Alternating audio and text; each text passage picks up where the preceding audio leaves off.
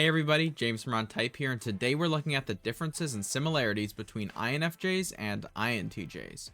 So let's get into it.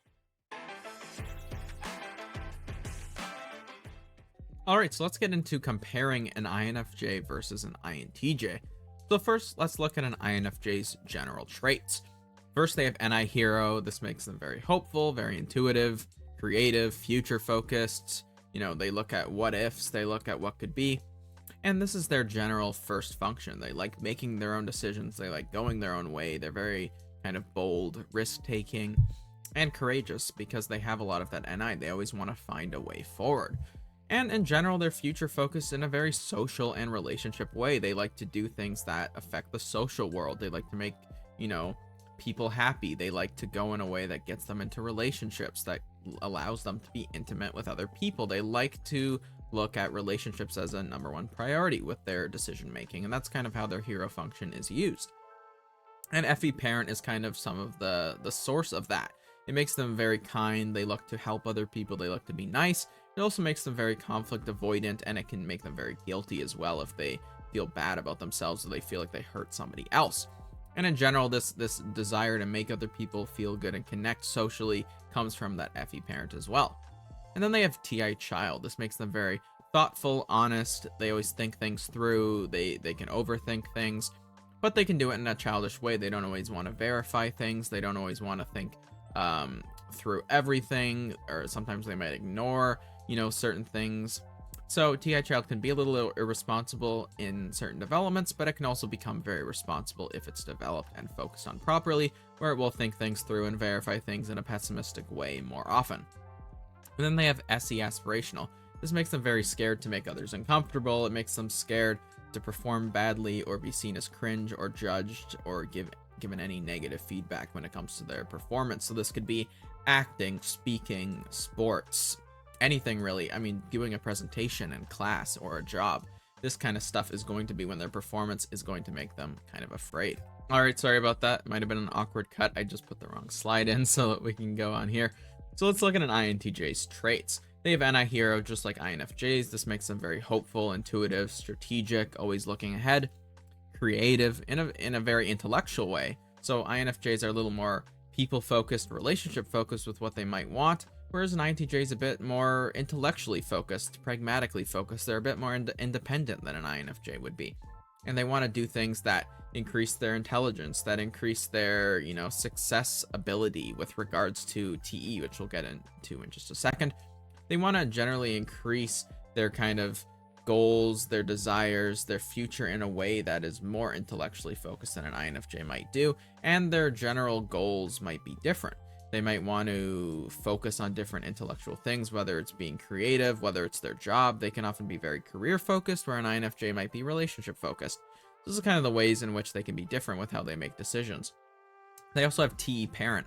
This makes them want to be very rational. They always want to kind of agree with what other people think to look cool. They want to look cool. They want to look successful. They want to look, famous, financially successful.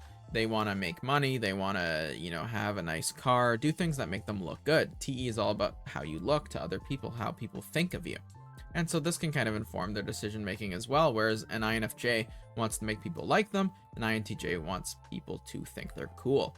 So that's kind of a different way that these types work. One doesn't care about being cool, wants to be liked. One doesn't care about being liked. They just want to be respected. They want to be thought highly of. And INTJs in general do want to be thought highly of by others. And then they have FI child. This makes them very opinionated. So while INFJs have a lot of things they think are true, INTJs have a lot of things that they feel are good. And so this is kind of a flip of the T and the F that you might think of. While these are their third functions, it still comes to play in their personality type. And they can have very high self-esteem. So an INFJ might think that they're smart, whereas an INTJ might feel that they're good. So this is kind of a big difference. You can tell this if you're like trying to decide if someone's an INFJ or an INTJ. Well, an INFJ might be like, oh, that's so smart, or I did that, I'm a genius. Whereas an INFJ is going to be like, oh, I'm so good, I'm a god, I'm great at this, I'm amazing. So this is the kind of ways in which that child function can be kind of arrogant about itself, but they're very different. An INFJ is going to feel like they're not a good person, and no matter what they do, they'll always kind of know that they do bad things. whereas an INTJ is going to maybe be very smart, but they're always going to feel like they're dumb or that they're wrong or that they're not very intellectual.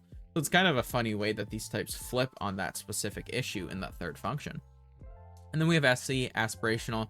They also are afraid of making others uncomfortable, and they want to give people good experiences and all that. And that's very similar. And we'll kind of go through all the functions here and look at them comparatively like I just did. So both looking at their own future, and a hero, very similar that way. They're both kind of direct, responding, they're finisher types, so very similar in all those ways when you're identifying them. Or if you're just wanting to know the differences, INTJs definitely more pragmatic. They're more independent. They're like, I'll just do what I want. I don't care if anyone likes me. I'm just going to get this done. INFJs care much more about working on teams, working with people. They want to make sure that they're not offending anyone or making anyone feel excluded, and that they're including people. And that's one way to kind of look at it. INTJs are like, I'm exclusive. INFJs are more like, I'm inclusive. They want to connect.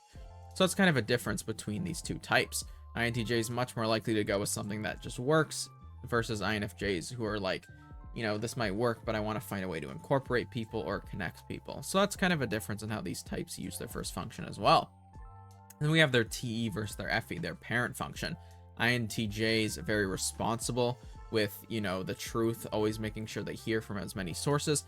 INFJs much more responsible with, you know, ethics and making sure they hear about how everyone feels and determining what's good based on that. So both these types kind of doing, you know, the way they look at the world in a very different way with their first judging function.